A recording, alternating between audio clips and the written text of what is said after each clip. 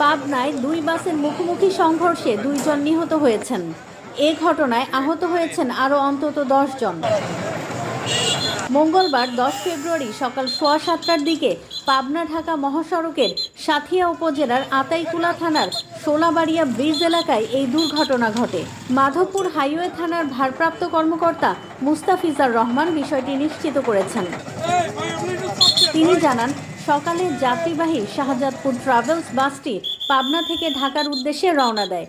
পথে শোলাবাড়িয়া ব্রিজের কাছে বিপরীত দিক থেকে আসা মাছরাঙা পরিবহনের একটি বাসের সঙ্গে মুখোমুখি সংঘর্ষ হয়। এতে ঘটনাস্থলেই একজন মারা যান। দুর্ঘটনার পর পুলিশ ও স্থানীয়রা আহতদের উদ্ধার করে বিভিন্ন হাসপাতালে পাঠান।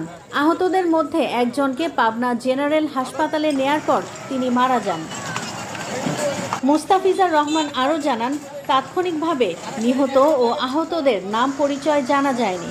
তবে নিহত 2 জনের মধ্যে একজন শাহজাদপুর ট্রাভেলসের চালক এবং অন্যজন মাছরাঙা পরিবহনের হেলপার।